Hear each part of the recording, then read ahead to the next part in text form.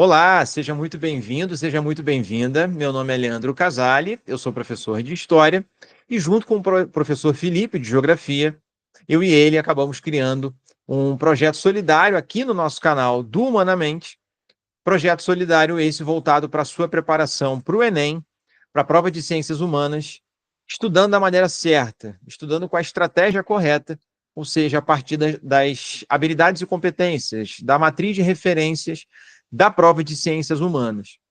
Infelizmente, muita gente ainda não se deu conta da importância, né, de estudar dessa maneira para o Enem, ainda estuda da maneira tradicional, ou seja, estuda da maneira errada. Principalmente assim, eu que venho de muitos colégios e cursos que trabalhei, né, presencialmente, onde eu vivi, onde eu nasci, que é na cidade do Rio de Janeiro, ainda existe, né, uma preparação muito tradicional, muito voltada ainda para aquela coisa mais conteudista, para aqueles módulos bem rígidos, conteúdos, né, e informações em demasia, em excesso. E o Enem, ele é um vestibular diferente, um vestibular que tem conteúdo, mas um conteúdo que é muito mais contextualizado, muito mais baseado em conceitos, e que precisa de um estudo estratégico, precisa conhecer as habilidades e competências dessa prova. Por isso, a gente trouxe esse projeto solidário para vocês, para a cada semana, né, a gente trabalhar aqui uma habilidade a partir de uma lista de questões. E nós estamos indo para a habilidade de número 16, da competência 4 da matriz de referências. Né? Então, a gente já avançou bastante. Se você está chegando aqui agora, vai na nossa playlist, vai nos nossos vídeos anteriores e assiste às aulas anteriores.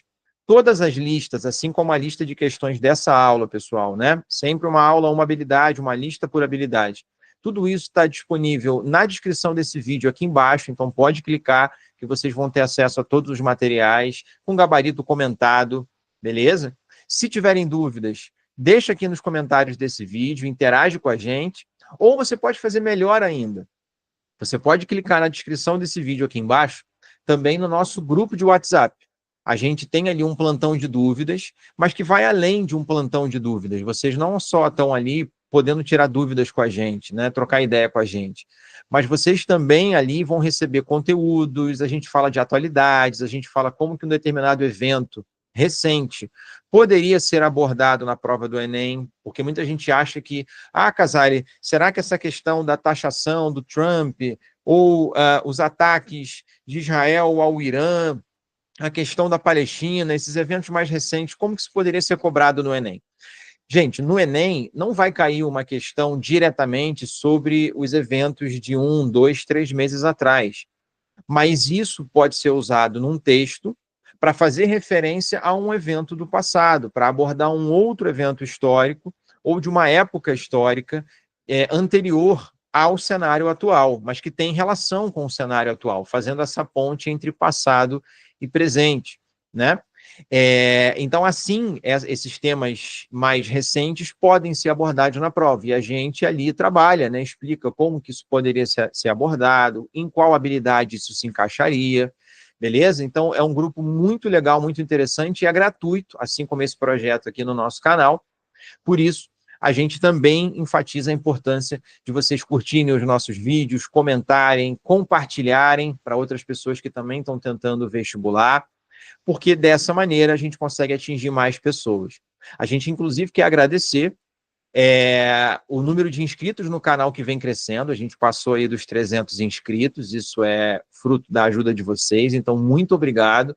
E agora, rumo aos 400, 500, a gente conta com a ajuda de vocês para a divulgação desse projeto, que continua e vai acompanhar vocês até a semana da prova, beleza? Tem muita coisa pela frente ainda, mas se você está chegando aqui agora, saiba que muitas outras aulas já foram feitas e elas estão disponíveis aqui no canal para você ver e rever quando quiser, tá bom?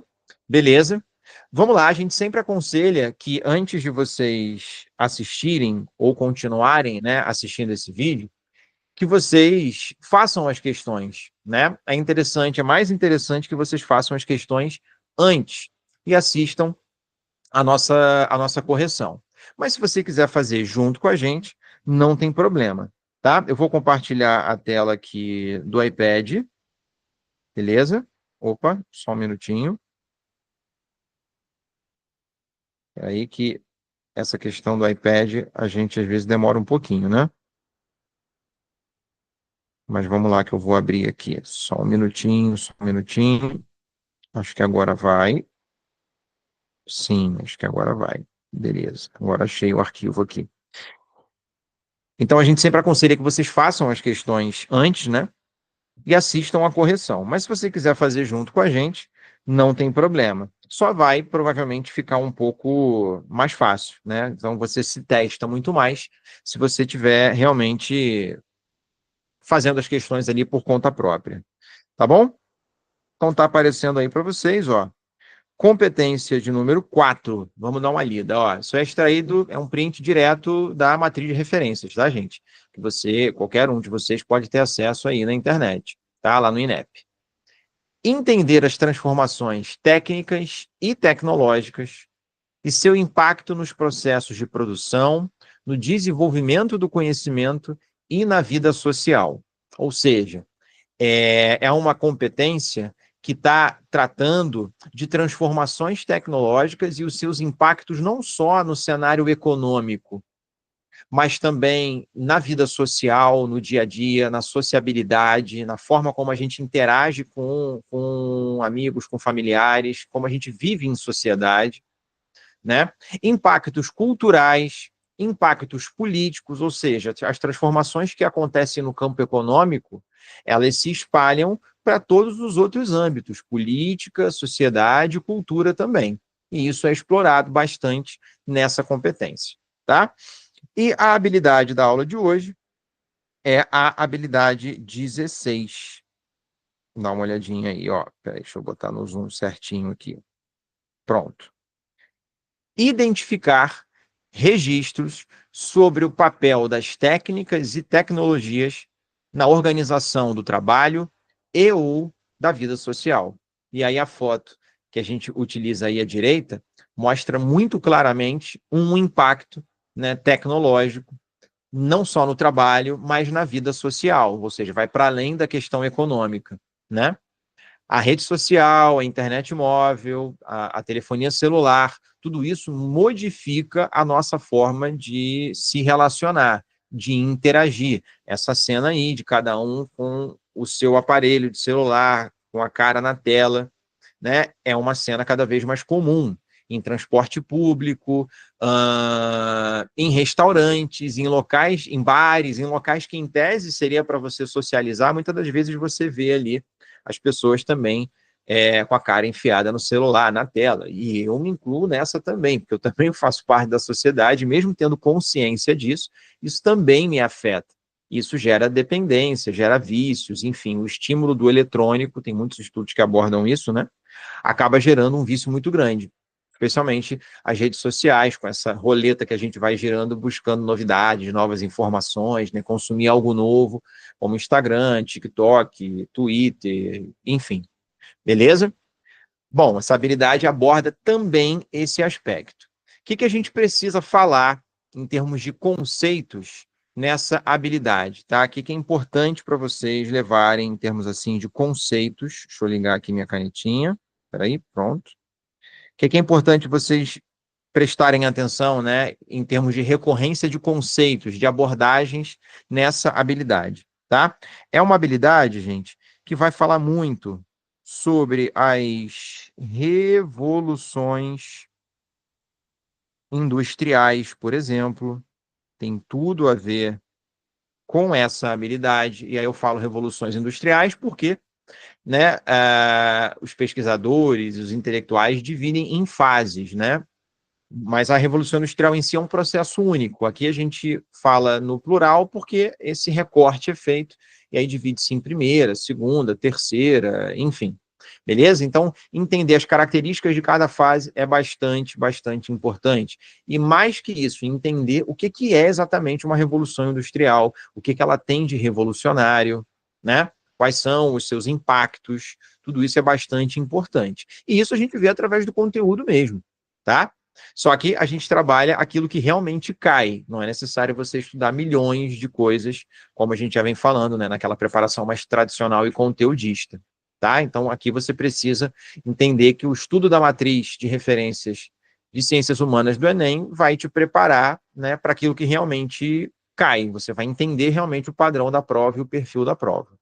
Beleza? Além das revoluções industriais, é importante você também ter em mente, vou botar aqui embaixo que tem mais espaço, tá? Aqui, esses fenômenos, tá? Esses processos de produção, Taylorismo, Fordismo, Toyotismo, algo que a geografia trabalha muito, né? Mas a gente também discute na história, ok? Um fenômeno mais recente na organização do trabalho, que é o processo de uberização, fruto das transformações, né? Ligadas à ascensão e consolidação do neoliberalismo. Então, essa coisa do sujeito que quer ser um empreendedor, né, quer trabalhar, né, para si e não mais para terceiros. Essa ideologia vem crescendo cada vez mais. Não sei se vocês repararam, mas inclusive vem crescendo o número de piadas, de estereótipos, de jargões com relação a ser CLT. Cada vez mais ser CLT, né, ou seja, uma pessoa que tem um contrato formal de trabalho ali, né, as leis trabalhistas, virou sinônimo de algo ruim. E isso é fruto de uma ideologia, de uma propaganda que está por trás. Né? O problema não é a CLT, pelo contrário, a CLT é um conjunto de leis que foi fruto da luta de muitos trabalhadores contra a sua superexploração. O problema não é a existência da CLT, e sim os baixos salários, né? As péssimas condições de trabalho, a superexploração. A CLT em si é uma carta que busca minimizar essa superexploração, beleza? Mas criar essa caricatura de quem é um CLT e fazer piada com isso, enfim, virar motivo de, entre aspas, deboche, né? Isso é um fenômeno ideológico, é um fenômeno político, tem um interesse por trás disso, né? Que é, de alguma forma, acabar demonizando ou descredibilizando essa própria carta. Então, tudo isso tem a ver com esse fenômeno de uberização, ascensão do neoliberalismo, né, as reformas recentes que aconteceram, por exemplo, no Brasil, né, com a reforma trabalhista, tirando direitos trabalhistas. Então, esse é um fenômeno muito recente e que vem aparecendo em diferentes vestibulares, o Enem não é diferente. Tá? Então, entender esse processo também é bastante, bastante importante. São conceitos centrais aí para essa habilidade, a habilidade de número 16 da competência 4. Tá certo? Vamos lá para a primeira questão, beleza? E daqui a pouquinho o professor Felipe também vai trazer as questões de geografia para trabalhar aqui com vocês. Tá certo? Vamos dar uma lida com muita atenção no texto, sempre com a canetinha ou o lápis na mão, marcando as ideias centrais. Você que já é nosso aluno ou aluna, já viu que a gente vem fazendo isso, e a gente sempre insiste que o gabarito da prova de ciências humanas, das provas, das questões de ciências humanas, melhor dizendo, do Enem, sempre são validados pelo texto, dialogam com o texto. O gabarito nunca vai ser uma coisa nada a ver com o texto. Nunca é apenas o conteúdo que deve ser pautado para que você defina uma alternativa como gabarito, escolha uma alternativa como gabarito. Isso sempre tem que ser validado também pelo texto. Tá bom? Você tem que verificar se aquela alternativa dialoga com o texto. Então vamos lá. O processamento da mandioca era uma atividade já realizada pelos nativos que viviam no Brasil antes da chegada de portugueses e africanos. Entretanto, ao longo do processo de colonização portuguesa, a produção da farinha foi aperfeiçoada e ampliada, tornando-se lugar comum em todo o território da colônia portuguesa na América. Com a consolidação do comércio atlântico em suas diferentes conexões, a farinha atravessou os mares e chegou aos mercados africanos. E aí a referência ali embaixo, a gente sempre tem que olhar, né? Escravidão, farinha e tráfico atlântico. Um novo olhar sobre as relações entre o Rio de Janeiro e Benguela, né, na África. Então ele fala aqui, né, ó, que a farinha atravessou os mares e chegou aos mercados africanos. e que já era realizado o processamento da mandioca pelos nativos. Só que com a colonização portuguesa, a farinha, a produção foi aperfeiçoada e ampliada, tornando-se comum em toda a colônia. E chegando, inclusive, a atravessar, indo para além do limite territorial, né, da colônia, atravessando o Oceano Atlântico, chegando na África. Tá? Considerando a formação do espaço atlântico, esse produto exemplifica historicamente a. Então, a história que ele contou sobre esse produto, isso é um símbolo, isso exemplifica, isso traduz historicamente o quê? Vamos lá, vamos ver as alternativas. Letra A. Exemplifica a difusão de hábitos alimentares. Se você não lembra dessa palavra, difusão é espalhar, é expandir, beleza? Então, você está expandindo hábitos alimentares. Dialoga com o texto? Dialoga, porque o próprio texto está dizendo que era promovido essa atividade pelos nativos, foi ampliado na colonização portuguesa e chegou até mesmo à África. Então, você está mostrando, constatando que houve um espalhar, né, desse hábito, dessa cultura, dessa culinária, beleza? Ok? Vamos ver as demais, claro. B de bola. Disseminação de rituais festivos. Difusão, disseminação, mesma coisa, de rituais festivos. Gente, a expansão desse produto em direção ao resto da colônia e inclusive à África não tem nada a ver, a gente leu o texto, não tem nada a ver com questões de rituais, com questões festivas. O texto não está focando na dinâmica cultural e simbólica da mandioca, e sim na mandioca como um produto fruto ali de uma atividade originalmente nativa e depois ampliada pela colonização.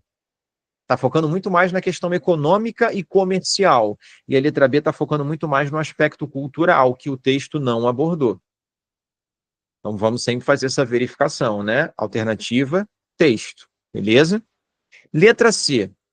Ampliação, essa formação do espaço atlântico, esse produto, né, no espaço atlântico, essa expansão em direção à África desse produto, desse cultivo, exemplifica a ampliação de saberes autóctones. Aí, cara, o que significa essa palavrinha aqui, né? Autóctones.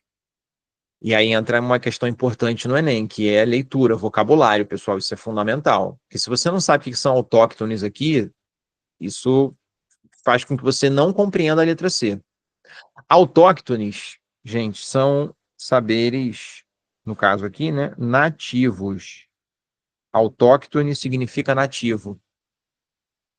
Então ele está falando na letra C que esse produto, a expansão dele, exemplifica a ampliação dos saberes dos nativos. Historicamente, exemplifica a ampliação dos saberes dos nativos. Mais uma vez, a letra C, assim como a letra B de bola, está focando muito mais numa dinâmica cultural, um saber nativo, um cultivo dos nativos que está sendo, digamos assim, expandido, né? A letra C, ela até faz algum sentido, porque a questão fala que o processamento da mandioca já era uma atividade realizada pelos nativos, ok? Só que o cultivo desse produto acabou se espalhando, ou seja, foi para além de um saber nativo e passou a ser algo difundido em toda a colônia, em outras partes, durante a colonização e chegou inclusive na África. Chegou aos mercados africanos. Olha a palavra que ele está usando, chegou aos mercados africanos.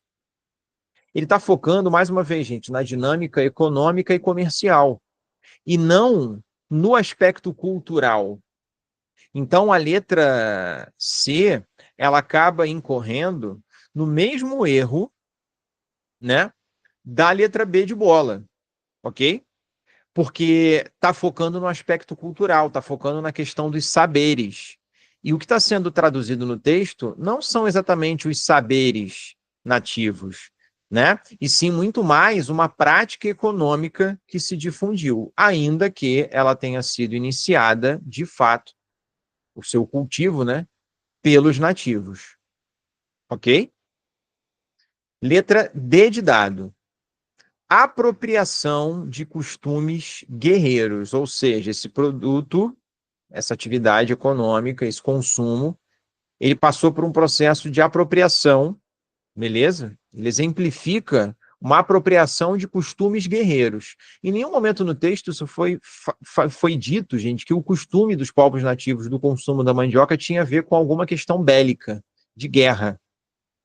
Isso não está sendo mencionado, isso não é validado pelo texto. Então, a gente consegue tirar também, né? Aqui, ó, letra C, letra D de dado. A gente está meio que fazendo quase uma prova real aqui, né? Verificando se a alternativa é validada pelo texto ou não, se faz sentido ou não. Letra E. Esse produto exemplifica historicamente a diversificação de oferendas religiosas. Mais uma vez, trouxe para o caminho da cultura, da religiosidade, e isso não é mencionado no texto, gente. Não é mencionado no texto. Então, a única alternativa que faz sentido para nós nessa questão, evidentemente, é a letra A. Esse produto exemplifica a difusão, né, a expansão de hábitos alimentares. Hábitos alimentares, beleza? Ou seja, é uma atividade econômica que já era realizada pelos povos nativos, ok?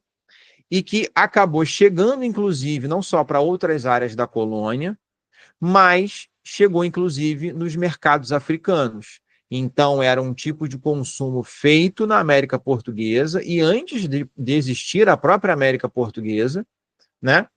E que acabou se espalhando, se expandindo, inclusive no continente africano, fruto do, claro, tráfico negreiro, do tráfico atlântico de escravizados. Por isso que chegou na África, né? Então, é claro que a letra A está falando de cultura também, ok?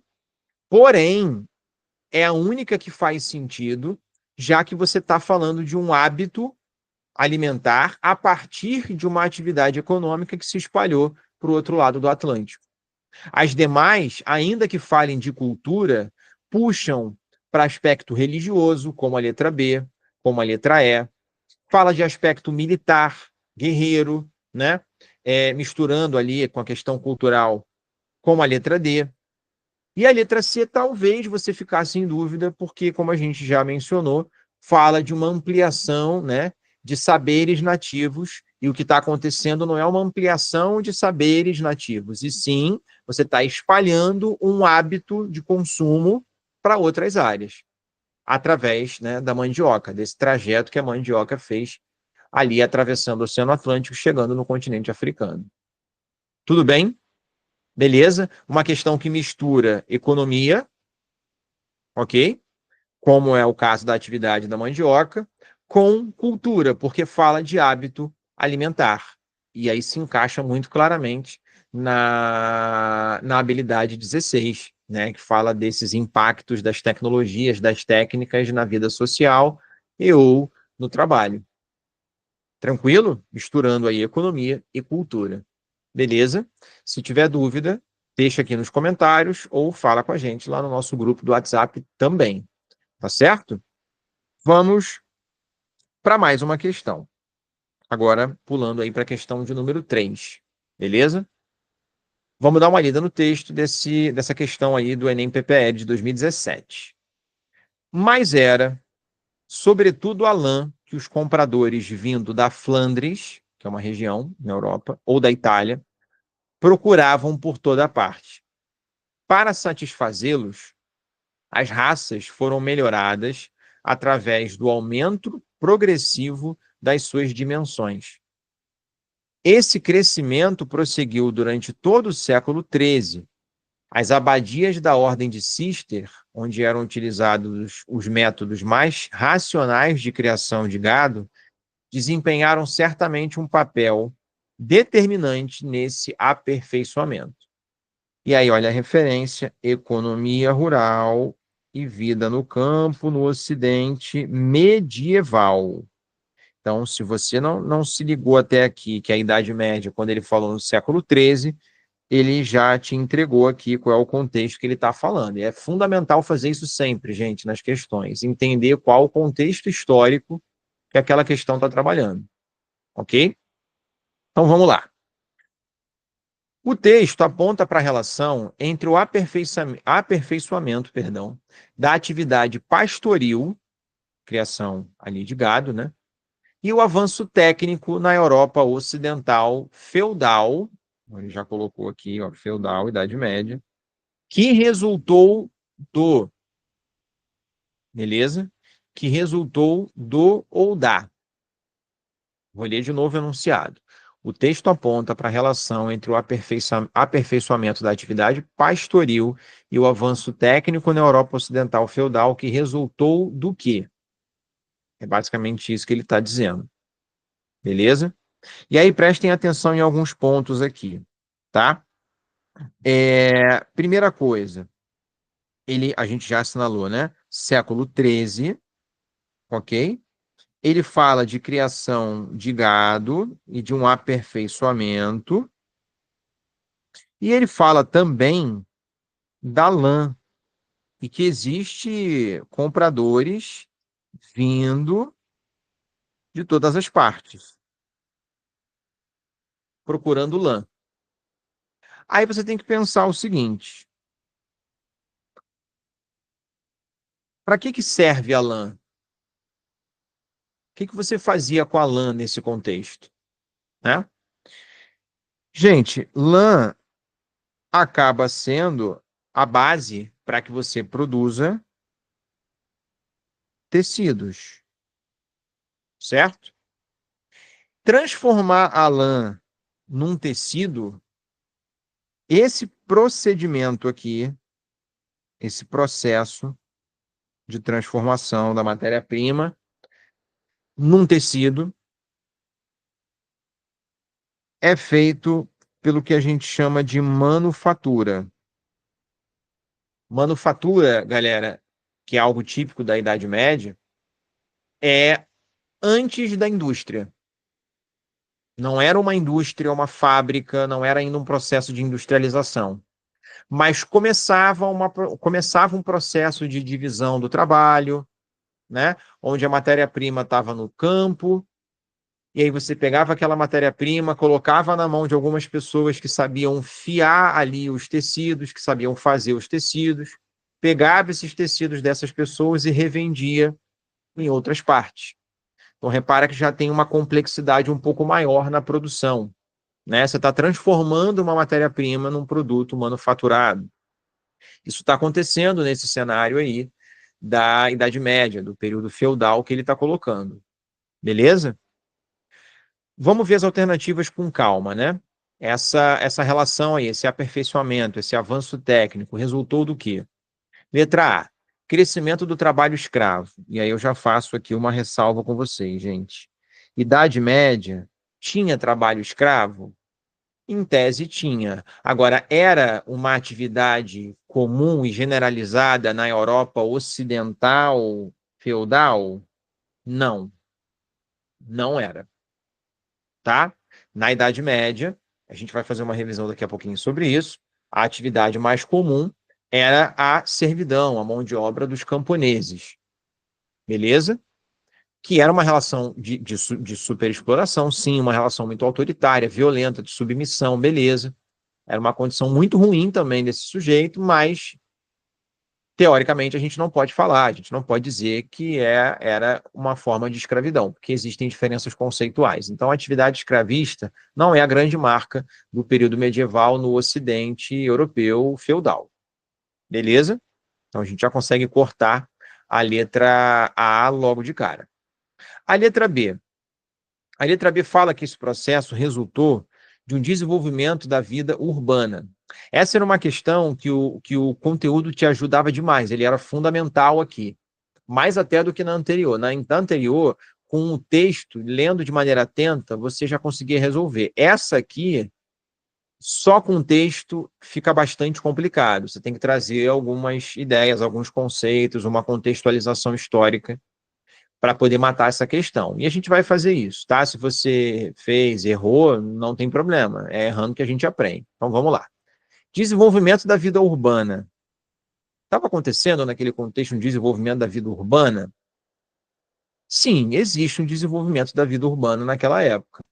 Essas manufaturas que a gente colocou aqui, que transformavam, né, a lã em tecido, esse processo ele começa a ter muita ligação com o espaço urbano, com algumas cidades que estão nascendo nesse período aí do século XII, XIII, XIV, na Europa Ocidental, no contexto ali da segunda fase, digamos assim, do feudalismo.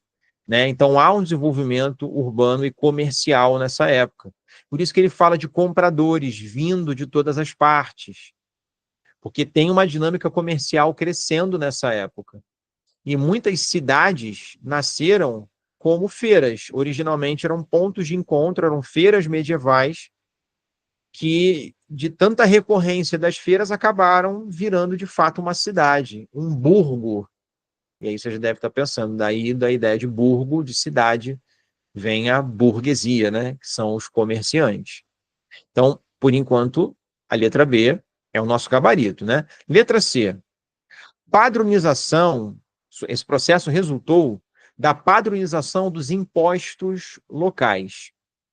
Ou seja, esse aperfeiçoamento da atividade pastoril e avanço técnico é resultado de padronização de impostos. Não dá para a gente falar, galera, ainda de padronização de impostos nessa época. Aliás, demora ainda para que você tenha uma padronização bem ampla. Quando a gente entra na Idade Moderna, com os absolutismos, aquele Estado Nacional moderno, você começa a ter alguns impostos mais unificados, mas ainda assim não é algo completamente padronizado, não. Isso vai avançando ao longo dos séculos, é um fenômeno mais recente. Tá? E nem tem uma relação direta com esse desenvolvimento entre essas atividades aí também, não. O texto, em nenhum momento, chama atenção para isso também, não dialoga muito com o que o texto está colocando. Tá? A letra D, uniformização do processo produtivo. Uniformizar é padronizar, é a mesma lógica, tá? É tornar uniforme, tornar homogêneo. Você uniformiza o processo produtivo, ou seja, você está dizendo na letra D que essa relação de aperfeiçoamento da atividade pastoril com avanço técnico é fruto de uma uniformização na forma de se produzir. Gente, é muito complicado você falar de uniformização de processo produtivo, não só nessa época, tá? Ali você tem uma Europa Ocidental com diferentes reinos, passando por um processo, sim, de crescimento urbano e tal, mas em estágios diferentes, em níveis diferentes, com complexidades distintas. Falar de uniformização de processo produtivo não cabe nesse contexto, não cabe nesse contexto, tá? Essa palavra uniformização aqui é bastante complicada, beleza? Especialmente para aquele contexto ali da Idade Média. Você tem diferentes reinos em diferentes estágios e com características produtivas diferentes, tá?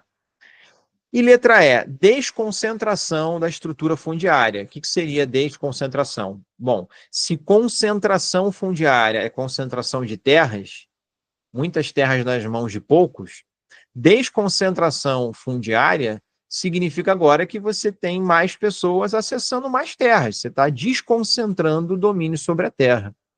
E isso não aconteceu, gente. Grande parte das terras ainda ficava na mão de uma minoria. Pelo contrário, houve um processo de concentração dessas terras, especialmente nessa segunda fase aí do período medieval. Por isso que a situação do camponês era tão precária, né? Ele não tinha terra e ele acabava tendo que vender ali, trocar sua força de trabalho, beleza?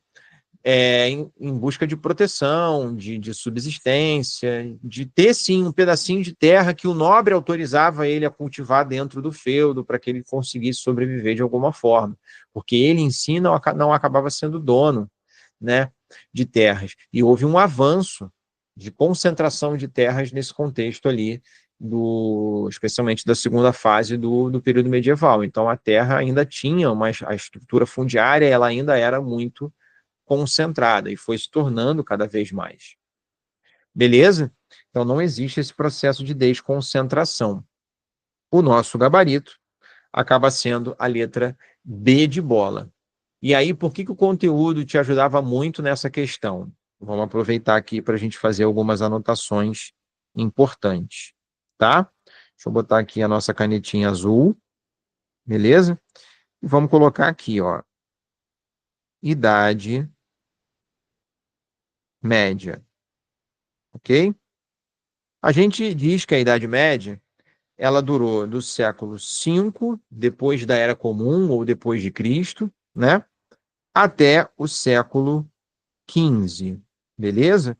E essa Idade Média, a gente já falou de Idade Média aqui em aulas anteriores, tá certo? E é um assunto que sempre cai no Enem, especialmente essa fase aí, a segunda fase desse período medieval europeu, tá? Essa Idade Média, a gente pode dividir em duas fases. A Alta Idade Média, Alta Idade Média, que vai do 5 ao 10, século V ao século X, beleza? E a Baixa Idade Média, mais uma vez eu relembro a vocês que a gente está falando de Baixa Idade Média, Alta Idade Média, Europa Ocidental, tá? Ali no feudalismo, beleza? Não é no mundo todo, evidentemente.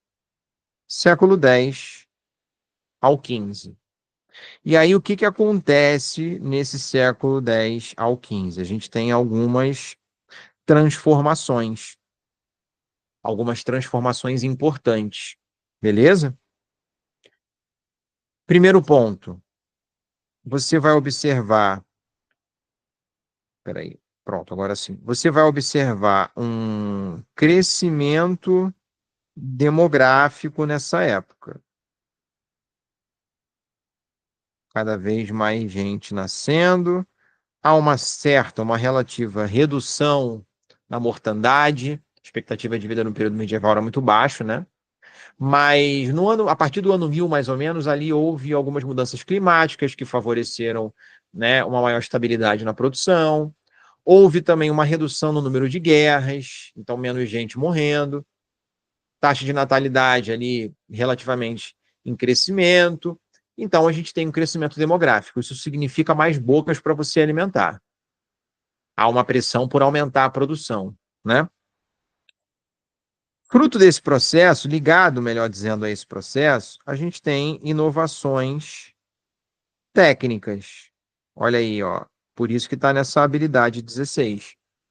Então, você vai ter o sistema trienal de cultivo, transformações no arado, né, na forma de cultivar a terra, que fazem com que você tenha um aumento da produtividade a partir da virada ali do ano 1000 em diante. Então, a gente tem um aumento da produtividade,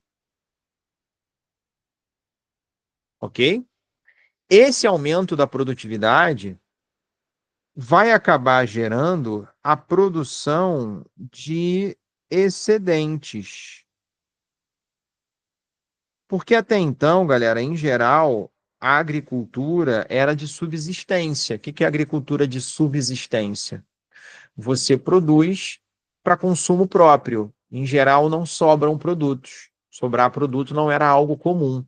Então, nos feudos, né, onde tem ali o senhor feudal vivendo ali no seu castelo e em volta os camponeses que dependem dele dentro do seu feudo, e trabalham para esse senhor feudal em troca daquela terrinha que ele acaba explorando ali, né, e da proteção desse senhor feudal também, a relação de servidão. Esses feudos tinham uma produtividade baixa, mas com essas mudanças tecnológicas, eles passam a produzir mais, a ponto da agricultura ir deixando de ser de subsistência. E começa a haver produção de excedente, começa a sobrar. O que você vai fazer com esse produto que sobra, né? Com esses excedentes? Você vai vender, você vai comercializar. Por isso, a gente diz, né, que houve nessa baixa Idade Média, nessa segunda fase, né, um fenômeno que a gente chama de renascimento comercial, mas não só comercial. urbano. Se você lembrasse disso, ficaria muito mais fácil acertar essa questão, tá? Porque ele te deu o século XIII, ele falou da lã e ele falou de compradores vindo de várias partes. Ele está falando de uma dinâmica comercial que na Alta Idade Média não era comum, porque não havia tantos excedentes. Mas na Baixa Idade Média isso passa a crescer. Por isso fala-se de um renascimento comercial e urbano. E aí, gente, nascem muitas cidades até hoje, né? Que existem até hoje na Europa. Muitas cidades nascem a partir de feiras medievais, que eram pontos de encontro, né? Essas feiras, elas eram periódicas, elas começam a crescer a ponto de as pessoas passarem a não mais ir para lá periodicamente, mas sim instalar ali, porque o comércio passou a ser uma atividade diária. E as feiras que eram rotineiras, periódicas, de uma vez por mês, de 15 em 15 dias, de 10 em 10, daqui a pouco passou a ter comércio todo dia. E muita gente passou a viver ali. E essas cidades que nasceram a partir das feiras, muitas delas, essas cidades a gente chama de burgos, que vem dali do alemão, Burg, né, que tem a ver com fortificação, porque muitas cidades, aos poucos, começaram a se murar para se proteger, né, a se cercar. Burgos são cidades. E daí acaba nascendo uma galerinha que vive do comércio. Daí vem a ideia da burguesia. Burgueses, nessa época, gente, são comerciantes. O conceito de burguesia com a Revolução Industrial aí muda, porque é outra dinâmica. A Revolução Industrial é outra coisa. E aí o burguês ele vira um dono de meio de produção, né, um dono da fábrica, é outra coisa. Aqui o burguês ele nasce, essa camada social nasce como comerciante. Os caras que estão viajando por diferentes regiões, comprando, vendendo produtos e fazendo dinheiro assim, vivendo do comércio. Tudo bem? O comércio de lã, por exemplo, é um reflexo desse renascimento comercial e urbano. A produção de tecidos era muito forte, especialmente na Inglaterra. O espaço rural britânico foi passando por transformações e a Inglaterra virou uma referência cada vez mais forte, né, na produção de tecidos. E os seus tecidos eram comercializados em outras partes da Europa. Por isso que ele fala que tem compradores de toda parte. Ok? Tem algumas cidades comerciais, né, burgos que começam a se destacar nessa época, como Veneza, como Gênova, como Florença, entre outras, tá? Então isso é fruto desse renascimento comercial e urbano. E aí nasce uma nova camada social. Só que essa camada social, gente, muita atenção, ó, pirâmide social aqui para vocês verem, tá? A gente divide de maneira geral, né, a pirâmide social medieval em alto clero, né, nobreza. Esses dois grupos eram a elite da pirâmide social, era a minoria, evidentemente. Era chamada aristocracia, né? E todo mundo que não é aristocracia, não é alto clero e nobreza, a gente coloca como povo, entre muitas aspas, mas aqui a gente vai chamar esse povo de camponeses, né? Servos. Você pode colocar também artesãos, porque o artesanato está crescendo e se expande mais ainda, inclusive, com esse renascimento comercial e urbano. Tem algumas associações de artesãos que acabavam controlando a produção de determinados artigos em alguns burgos, são as corporações de ofício, né? É... E onde entra a burguesia aí? Porque tem burguês que está ganhando dinheiro, né? Está enriquecendo. É um processo lento, ainda é uma minoria, mas está acontecendo. Ele tem dinheiro, ele está ganhando dinheiro. Ele vai entrar onde? Ele vai entrar aqui embaixo, gente. Você pode escrever burguesia, se você quiser, tá? Comerciante pode chamar de burguesia, deve. Por que, Casale, que a burguesia está entrando no terceiro estamento ali? Gente, uma sociedade estamental, dividida em estamentos, é uma sociedade hierarquizada, que não costuma ter ascensão social, não costuma ter mobilidade vertical, Porque o que define a sua posição social não é o dinheiro, não é o seu poder de compra, e sim é o seu nascimento, é o seu sangue. Então, se você nasceu fora do alto clero e da nobreza, da aristocracia, melhor dizendo, né? Se você não nasceu de uma família nobre, você nunca vai ser nobre. Não importa a quantidade de dinheiro que você tem. Então, mesmo um burguês ganhando grana, às vezes podendo ficar mais rico financeiramente que um nobre, ele não nasceu nobre. Portanto, não vai ser visto como um nobre. Ah, Casale, mas eu vi depois, lá no absolutismo, que teve burguês que comprou título de nobreza e tal. Sim, isso chegou a acontecer em alguns casos. Mas isso é exceção. É a exceção. Tá? A regra é que não aconteça mobilidade vertical, tanto na Idade Média, como na própria Idade Moderna depois com os absolutismos, tá, gente? Você manteve essa estrutura de uma sociedade estamental, rígida, hierarquizada, sem ou com raríssima mobilidade vertical. Tranquilo? Então, se você lembrasse dessa dinâmica do renascimento comercial e urbano, né, dessas transformações técnicas que têm a ver com essa mudança no comércio, que tem a ver com as mudanças no campo, na produtividade, com as feiras, os burgos, se você se ligasse nesse contexto do século XIII, e aí eu já te adianto, o Enem gosta muito de cobrar essa época, baixa Idade Média, muito mais do que a alta, muito mais do que a primeira fase. O Enem cobra muito mais essa segunda fase. Já cansou de cair questão no Enem abordando essa coisa do renascimento comercial e urbano, da formação das cidades medievais, dos burgos, das feiras, o crescimento do comércio, tá bom? Para reforçar mais uma vez, ele fala da lã, ele fala de compradores vindo de várias regiões. Ele está falando aqui de comércio. E você sabe que o comércio forte, ele acontece sim na Baixa Idade Média, século XIII é Baixa Idade Média, e isso tem tudo a ver, esse comércio tem tudo a ver com o desenvolvimento de cidades. Beleza? Apesar de ele estar falando aqui, né, de criação de gado, essa criação de gado, essa criação de ovelhas, né, essa produção de matéria-prima, porque ele está falando da lã, tem tudo a ver com a cidade, porque a lã ela vai para o espaço urbano para ser vendido, né, como tecido depois, manufaturado, transformado. Beleza? Deixando de ser uma simples matéria-prima, né, e sendo comercializado e transformado num tecido, num produto manufaturado. Então, essa é uma dinâmica que reflete uma relação campo-cidade que passou a se intensificar nessa baixa Idade Média. Por isso, gabarito letra B de bola. Beleza?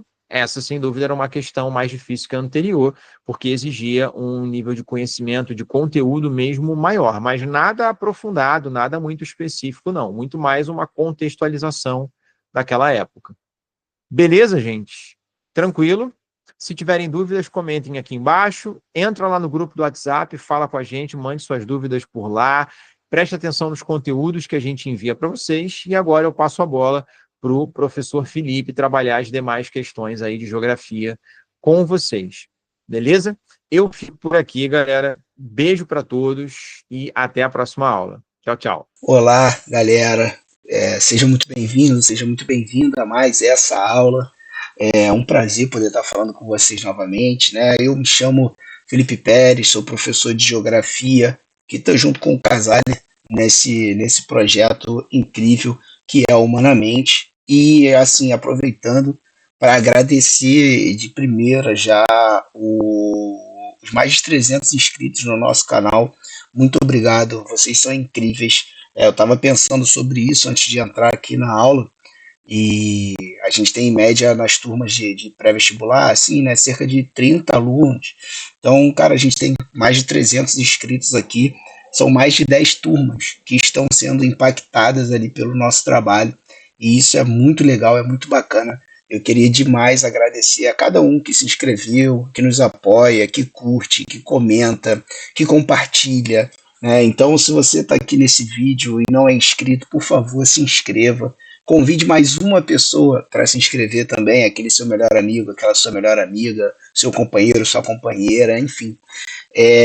Não pense que nós não vemos as mensagens de vocês, porque nós vemos todas e é sempre muito satisfatório. A gente está de olho nos comentários, a gente recebe muito carinho de vocês por aqui, pelo nosso grupo lá no WhatsApp. Então a galera costuma entrar lá para pegar as dicas. Lá a gente manda notícias e a gente manda junto com a notícia uma possível questão, qual habilidade aquela notícia ali poderia estar envolvida e como seria uma possível questão.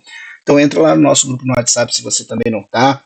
E assim, tem mensagem dizendo que pô, a pessoa tá estudando, nunca tinha tido esse olhar, essa possibilidade de conhecer o Enem por esse olhar das habilidades e das competências, e que agora a gente está entregando, né, esse trabalho, a gente está apresentando assim para a pessoa como realmente é a prova do Enem. Então é muito satisfatório, a gente fica muito, muito, muito feliz, muito obrigado. E vamos agora rumos aos 500, né? A gente quer 500 inscritos no nosso canal. Será que a gente consegue? Por favor, ajuda a gente. Manda para alguém, manda para uma pessoa, para duas. Se você puder, pega o telefone do seu amigo lá quando ele estiver distraído no YouTube. Pô, vai lá inscrever-se, né? Ajuda a gente. E hoje a gente vai falar de uma habilidade muito importante para o ponto de vista da geografia. O Casale comentou com vocês, já falou sobre a importância, sobre o olhar da história, né, sobre essa habilidade, e eu quero abordar com vocês aqui a habilidade 16, que ela fala aqui, ó, qual é a ideia dela, né? Voltando aqui, é dar registros sobre o papel das técnicas, das tecnologias na organização do trabalho e na vida social. Então, galera, essa habilidade ela não quer que você decore o que é tecnologia, né? Como o Enem não trabalha com essa parte de memorizar e decoreba, isso não faz parte. Então, essa habilidade, como não é diferente, ela também não quer que você fique memorizando onde aconteceu a primeira Revolução Industrial, Inglaterra. Onde começou a terceira Revolução Industrial? Acho que é Japão e Estados Unidos. Então a segunda, Alemanha e tal. Ela não quer isso. O Enem, né, e essa habilidade, ela quer que você entenda o que essa tecnologia veio promover, quem sofreu os impactos dessa tecnologia, quais as consequências positivas, quais as consequências negativas, quais espaços sociais foram transformados a partir dessa tecnologia, que consequência essas transformações trouxeram nesse espaço. Então, assim, é mais complexo do que a gente só ficar decorando. Na segunda Revolução Industrial teve o Fordismo. Na terceira Revolução Industrial, o Toyotismo. Essa habilidade, ela vai sim te cobrar sobre as revoluções industriais, ela vai sim te cobrar sobre os modelos produtivos, o Taylorismo, o Fordismo, o Toyotismo, mas não é decorando isso. Não é decorando. Eu decorei que o Fordismo ele é da segunda revolução. Eu decorei que o Toyotismo é da terceira revolução industrial. Opa, tô bem. Não.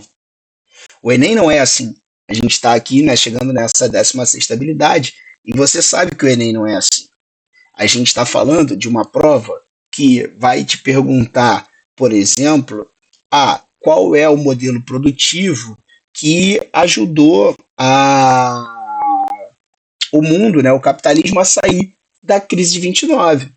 A gente está aqui falando de uma habilidade que ela pode te trazer uma imagem de uma colheitadeira super tecnológica e perguntar qual é o impacto daquela colheitadeira ali no campo. Que consequências aquela imagem traz para o campo. Relacionar aquela colheitadeira com um texto que fale sobre o êxodo rural e marcar a opção que melhor faz essa relação. Ela pode te trazer, essa habilidade, ela pode trazer um gráfico te mostrando como aumentou o número de trabalhadores sem CLT e trabalhadores por aplicativo nos últimos 10 anos no Brasil ou no mundo. E essa habilidade ela pode te cobrar a partir desse gráfico o que explica esse aumento do número de trabalhadores via aplicativo. Como trabalham essas pessoas? Qual a carga horária de trabalho em média? Qual é o impacto de você trabalhar autonomamente, trabalhar vinculado a um aplicativo e trabalhar de carteira assinada? Então, essa habilidade, ela identifica o papel da tecnologia e te cobra a consequência dessa tecnologia, a transformação que essa tecnologia traz para você. Então vamos ver aqui nessa lista que nós preparamos com todo carinho para você, vamos ver como essa habilidade foi cobrada nas questões de geografia. Ó. Na nossa lista, eu vou fazer as questões 4 e a questão 5, beleza? Então, vou dando um bom zoom aqui para a gente focar nessa questão 4 aqui. A questão 4 fala assim, ó, o Google Earth permite obter imagens aéreas do terraço da sua casa, acompanhar com detalhes a trajetória de um furacão, a temível falha geológica de San Andreas, na Califórnia, ou até mesmo passear pelo Grand Canyon. A nova tecnologia levou a Organização Australiana para a Ciência Nuclear e a Tecnologia a pedir ao Google que censurasse as imagens, tal como já fez com fotos aéreas da Casa Branca, na capital americana. O diretor de operações do organismo australiano se mostrou preocupado não tanto pelas informações disponíveis atualmente, mas sim pelo futuro de uma tecnologia que pode ir longe demais. Para nós, parece ser importante saber até onde essa tecnologia pode nos levar. Então, repara, o texto ele já está apresentando uma nova tecnologia. A gente volta lá, ó, a habilidade. Olha a habilidade. Registros sobre o papel das técnicas e da tecnologia. É importante a gente salientar que a própria passagem do homem nômade para o homem sedentário tem a ver com a evolução das técnicas. Tem a ver com a técnica de você aprender a cultivar, de você aprender a se estabelecer em uma área, criar animais, domesticar animais. Então, a própria passagem do homem nômade para o homem sedentário, ele marca o avanço das técnicas. A técnica de você lidar com o solo, de você usar o arado, de você usar o animal para arar o solo. Então, aqui ele está apresentando uma tecnologia, que é o Google Earth, uma técnica de mapeamento, né? E está falando sobre o impacto dessa tecnologia à medida ali que levou o governo australiano a pedir que o Google dê uma maneirada. Vamos ver o que a questão quer saber da gente. O avanço das técnicas cartográficas trouxe como consequência um maior detalhamento das informações sobre o mundo.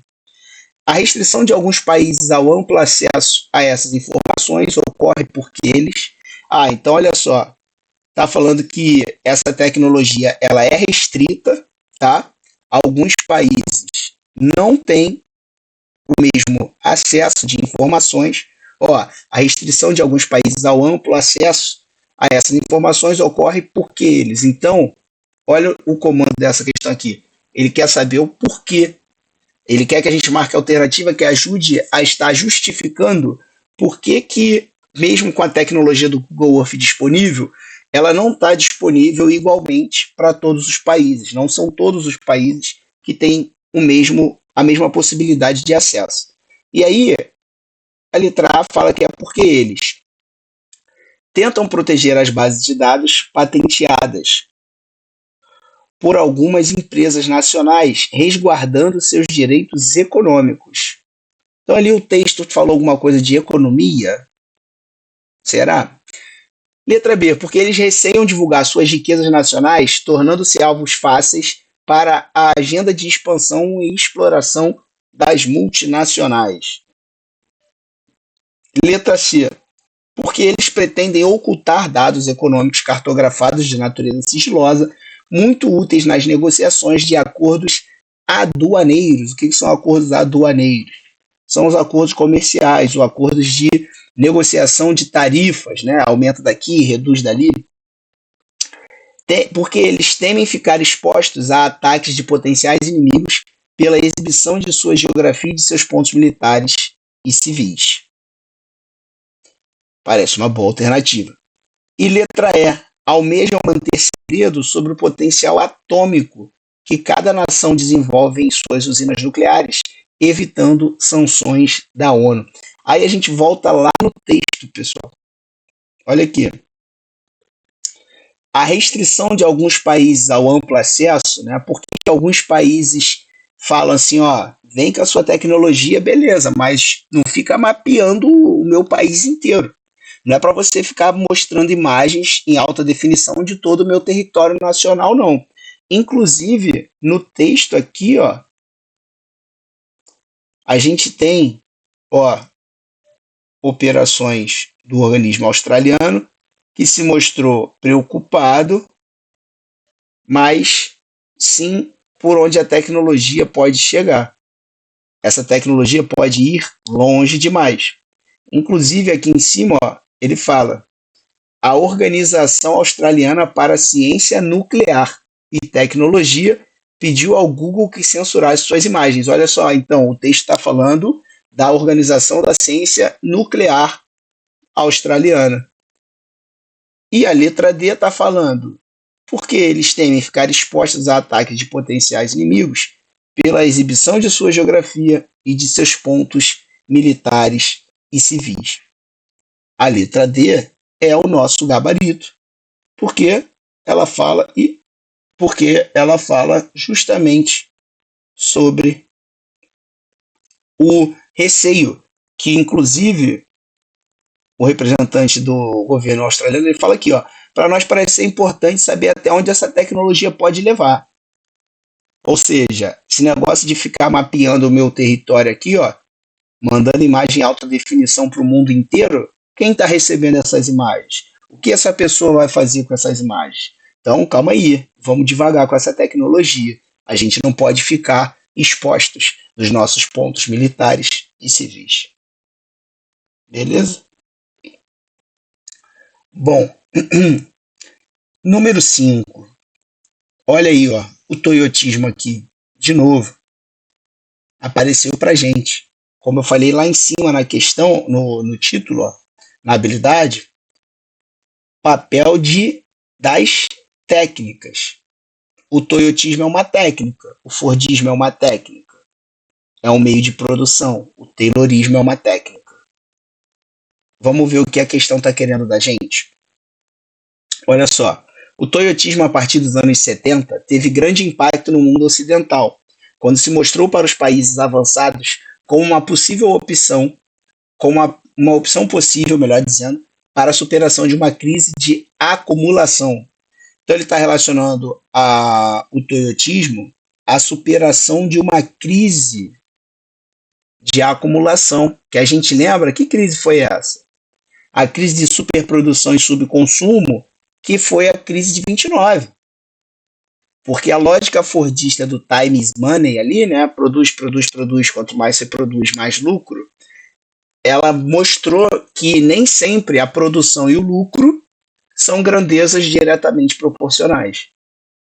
Porque se o consumo não aumenta no ritmo da produção, não adianta você produzir cada vez mais, senão o estoque vai ficar cada vez mais cheio e a gente tem aquele cenário lá, que é o cenário de crise, como foi em 29. Aí ele fala assim, ó, a característica organizacional do modelo em questão requerida no contexto de crise foi o ou a. Bom, qual a característica do modelo em questão? Então ele quer a característica do modelo em questão. Qual é o modelo em questão? O toyotismo. Olha só. A característica organizacional do modelo em questão requerida no contexto de crise foi o.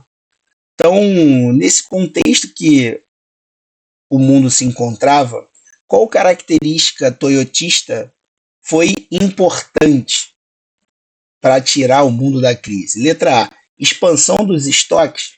A gente já vivia uma crise de superprodução e subconsumo. B, o incremento da fabricação em massa. Fabricação em massa gera estoque. C, adequação da produção à demanda. D, aumento da mecanização do trabalho. E letra E, a centralização das etapas de planejamento. Galera, vamos lá. Marcou aí o que você acha? Primeiro, o toyotismo ele não tem essa centralização das etapas. A produção ela é flexível, ela é fragmentada. É a formação, o estabelecimento daquela cadeia produtiva. Tudo bem?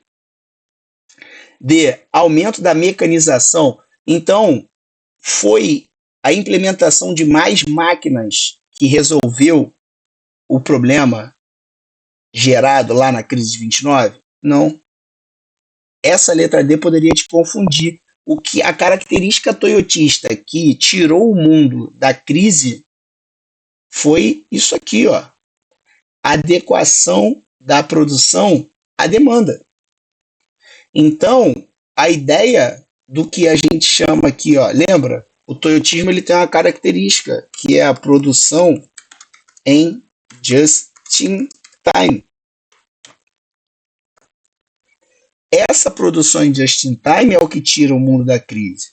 É isso aqui que é a característica toyotista. Diminui-se os estoques, eu produzo conforme a demanda, então eu não gero essa superprodução. Não tem risco de ter essa superprodução e um subconsumo, porque à medida que eu vou produzir só o que está sendo encomendado para já ser vendido. Tudo bem? Tranquilo? Então, galera, mais uma aula entregue, mais uma habilidade que a gente trabalha juntos, tá? A gente se vê na semana que vem com a habilidade 17. Espero que tenham gostado. Vai lá no grupo, se ficou com alguma dúvida, vai lá no grupo, manda uma mensagem, tá? Manda a sua dúvida. A gente vai lançar em breve um projeto incrível de reta final aí. O Enem tá chegando, né? Não parece, mas tá. A gente vai lançar um projeto incrível de reta final, então entra lá no nosso grupo para você poder ficar por dentro de tudo, tá? Vem novidade, vem coisa muito boa aí. Um beijo, tchau, tchau, até a próxima.